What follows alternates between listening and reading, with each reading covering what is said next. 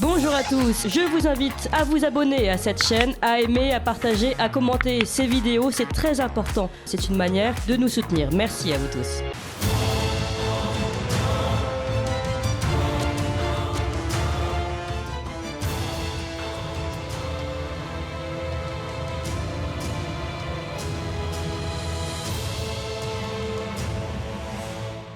Cette année encore, 16 000 pèlerins marcheront de Paris à Chartres, 108 km en 3 jours pour le week-end de la Pentecôte. Depuis plusieurs années, le nombre de pèlerins augmente et les profils sont de plus en plus jeunes. Alors comment expliquer cet engouement pour ce pèlerinage ? Pour en parler ce matin, nous sommes avec l'abbé Mathieu Raffray. Bonjour monsieur l'abbé. Bonjour, Alors vous êtes... merci de votre invitation. Et merci à vous d'être avec nous ce matin. Vous êtes prêtre catholique, professeur de philosophie thomiste à l'Université pontificale Saint-Thomas d'Aquin et vous êtes présent sur les réseaux sociaux, sur Twitter, sur Facebook, sur Instagram. On appelle nos auditeurs peut-être plus jeunes à vous suivre sur vos différents réseaux sociaux. On va en parler d'ailleurs de vos réseaux sociaux. Alors déjà, pourquoi c'est important d'aller au pèlerinage de Chartres encore cette année ? Eh bien, tout d'abord parce que c'est la fête de la Pentecôte et c'est une occasion de fêter cette grande fête de la foi catholique qui revient chaque année, de la fêter dignement, spirituellement, puisque c'est la grande fête de l'Esprit Saint, donc c'est l'occasion de se placer sous le regard du Saint-Esprit. Et un pèlerinage, dans la grande tradition des pèlerinages, eh bien consiste à partir, à se séparer de ce qu'on a l'habitude de faire chaque jour pour aller pour se rapprocher de Dieu. Donc la marche d'un pèlerinage, le fait de marcher physiquement, c'est une image d'un parcours spirituel où on est en recherche de quelque chose.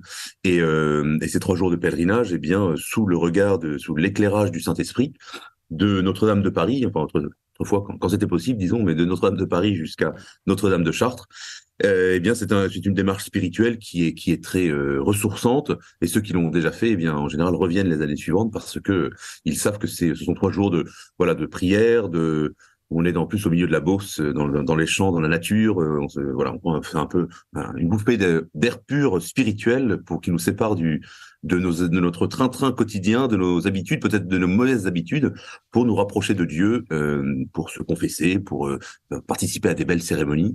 Et donc c'est une grande démarche spirituelle qui est appréciée beaucoup par les jeunes aujourd'hui. Et ce pèlerinage, il est organisé par Notre-Dame de Chrétienté qui est attachée à la messe tridentine, la messe en forme extraordinaire. Alors on aurait pu croire que la messe extraordinaire allait disparaître petit à petit après Vatican II, et pourtant elle connaît aujourd'hui encore une grande vitalité. Comment vous expliquez cette vitalité aujourd'hui, cet attachement des catholiques français à la messe en forme extraordinaire ? Oui, alors effectivement, comme vous le dites, ce pèlerinage de Chartres à la Pentecôte a cette particularité qu'il est organisé par et pour la messe traditionnelle.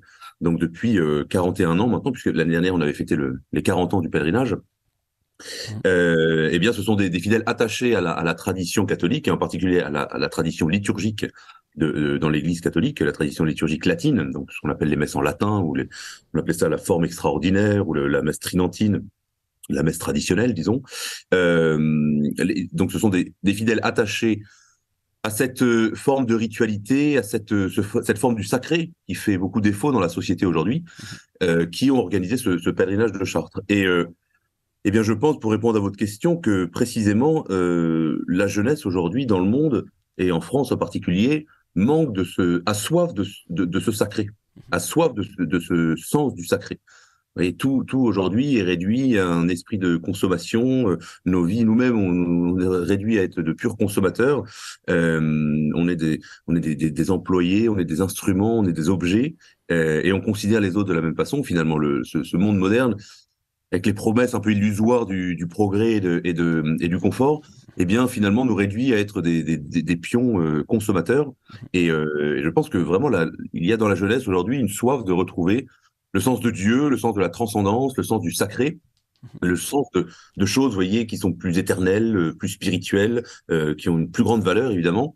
Et donc l'idée aussi, et ça rentre dans cette démarche du pèlerinage, de se dire eh bien, je veux me séparer de moi-même, faire un effort, marcher 100 km ou plus de 100 km, ça fait très mal aux pieds. Mais dans un esprit chrétien, eh bien, le sacrifice, on sait qu'il a un sens s'il nous amène vers quelque chose de meilleur. Il a un sens quand il est tourné vers Dieu et parce que Dieu voit nos efforts, Dieu voit les sacrifices, les renoncements, et il les fait lorsqu'ils sont associés évidemment au sacrifice du Christ sur la croix. Eh bien, c'est ça qui fait que nous sommes ensuite associés par Dieu à la résurrection et donc à quelque chose de plus spirituel. Donc, je pense qu'il y a vraiment dans la jeunesse aujourd'hui, et le sujet effectivement du pèlerinage de Chartres là, cette année, vous avez peut-être entendu cette information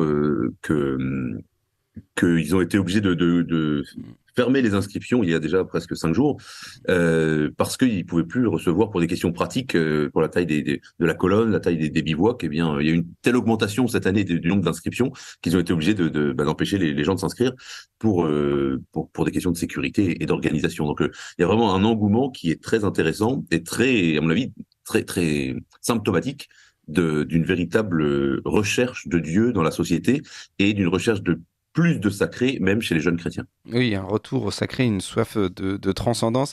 Et donc, vous êtes très présent sur les réseaux sociaux, monsieur l'abbé Raffray. Alors, on critique beaucoup les réseaux sociaux, mais ça a quand même du bon, parce que vous, ça vous permet donc de parler notamment de Dieu. Et donc, vous avez un chapitre un peu exceptionnel, parce que c'est un chapitre de personnes qui vous ont connu grâce notamment à Instagram, à Facebook, à Twitter. Oui, alors pour expliquer aux auditeurs, un chapitre, c'est un petit groupe parce que il y a à peu près entre 15 000 et 20 000 pèlerins qui marchent dans cette colonne de Paris à Chartres. Alors évidemment, il faut marcher par petits groupes qu'on appelle des chapitres, donc entre 30 et 50 personnes. Et alors, j'avais déjà fait cette expérience l'année dernière, ça avait eu pas mal de succès, donc j'ai recommencé cette année. J'ai simplement mis un message, une story, comme on dit, sur Instagram. Donc Instagram, si vous voulez, ça touche des jeunes entre 16 et 30 ans, en majorité. Et donc j'ai simplement mis une story, une annonce en disant si certains veulent participer à cela, qui ne l'ont jamais participé et qu'ils connaissent personne, eh bien moi je veux bien les organiser un groupe des nouveaux, si vous voulez, de ceux qui veulent faire leur première expérience. Et alors cette annonce a eu beaucoup de succès puisqu'il y a 100 inscrits. 100 inscrits. Donc, en fait, on a fait deux chapitres, on a fait 2 groupes.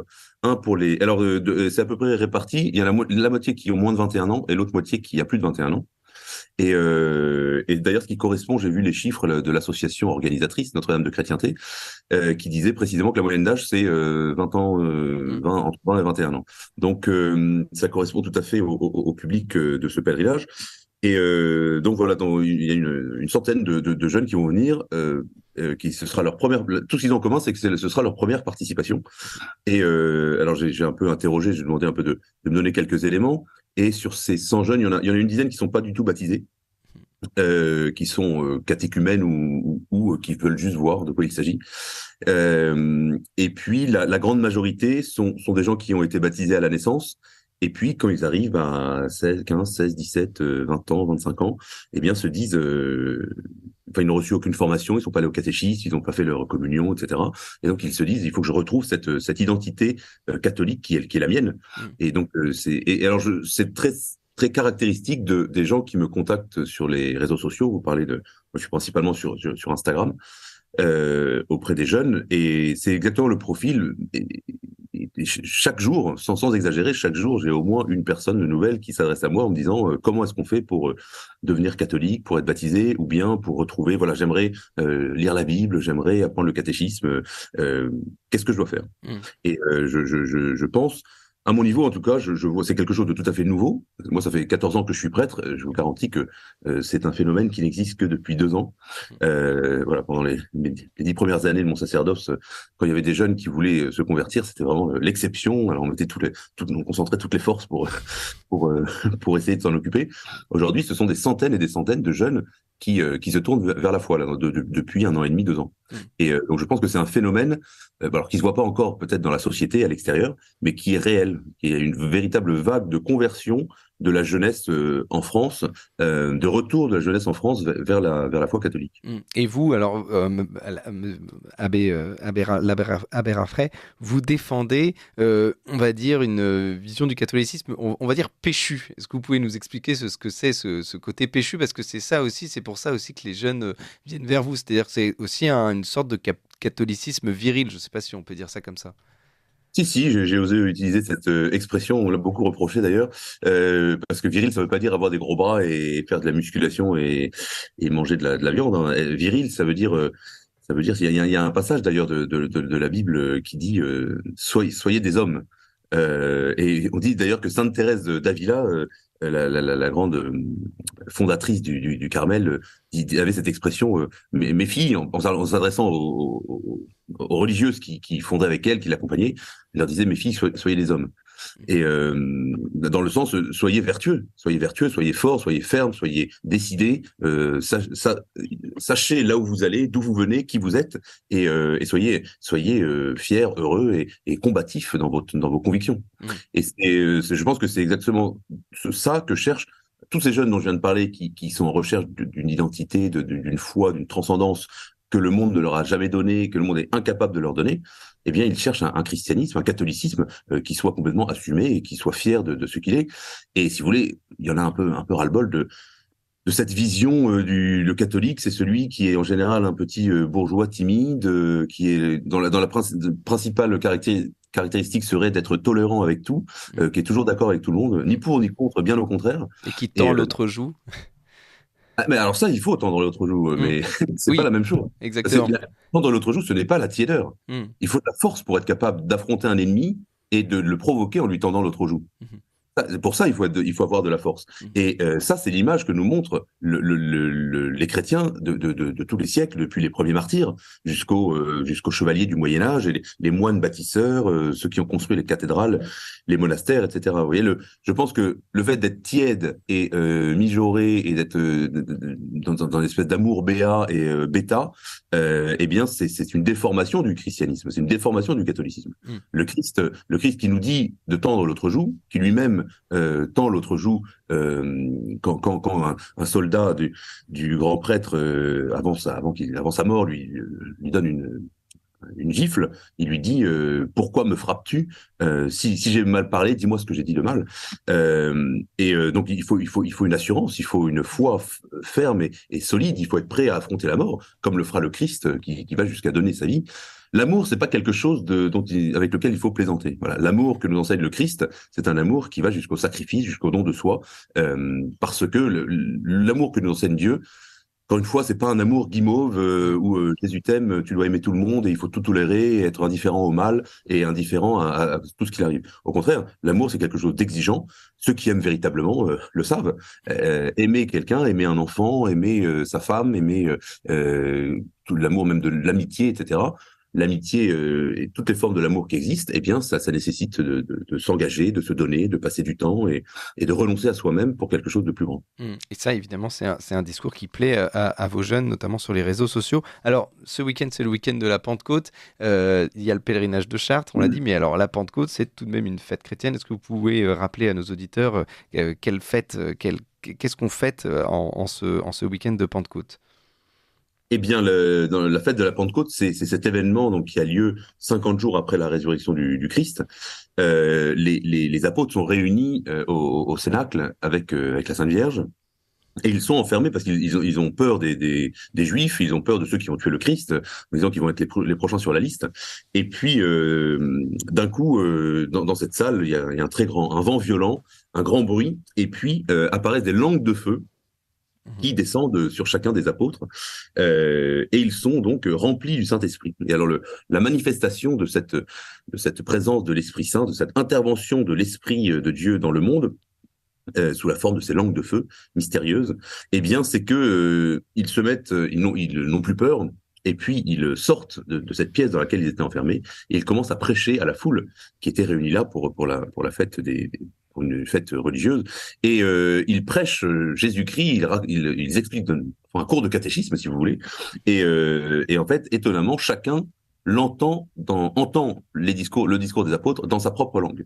Donc c'est une image, si vous voulez, que l'enseignement du Christ qui nous est donné par le Saint-Esprit à la Pentecôte, donc qui est aussi l'enseignement de l'Église, puisque c'est au moment justement quand les apôtres sortent à l'extérieur que c'est d'une certaine façon la naissance de l'Église, puisque désormais l'Esprit Saint passe par la bouche des par la bouche des apôtres et donc des évêques, leurs successeurs, eh bien, désormais, la foi est faite pour tout le monde et touche l'ensemble de l'humanité.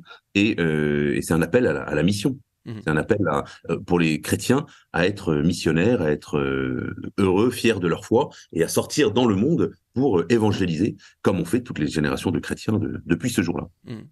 Merci beaucoup. On rappelle, Abbé Mathieu Raffray, que vous êtes donc prêtre catholique, professeur de philosophie thomiste à l'Université pontificale Saint-Thomas d'Aquin. Vous êtes présent sur les réseaux sociaux, sur Twitter, sur Facebook, sur Instagram. On ne peut plus partir avec vous au pèlerinage de Chartres, je suppose. Malheureusement, c'est trop tard. Mais alors, si certains sont intéressés, quand même, ils peuvent participer soit à la messe de samedi matin qui aura lieu à Saint-Sulpice, à défaut de Notre-Dame, donc à Paris à 6h30. Soit ils peuvent, par exemple, aller à la messe à l'arrivée à Chartres, à la cathédrale de Chartres, à 14h30 lundi. Et donc, vous allez prêcher aussi, vous m'avez dit. Oui, tout à fait. On m'a demandé cette année, parce qu'il faut bien désigner quelqu'un, et donc cette année, on m'a demandé de prêcher pour le dimanche, puisqu'il y a une grande messe aussi le dimanche, alors qui a lieu dans un champ entre Paris et Chartres, à peu près au milieu. Voilà. Je suppose qu'on pourra retrouver votre prêche sur les réseaux sociaux. Je ne sais pas, il faudra demander à l'association. Je sais pas comment ça. Bon, on fera en sorte. Merci beaucoup, Abbé Mathieu Raffray, et bon pèlerinage à vous.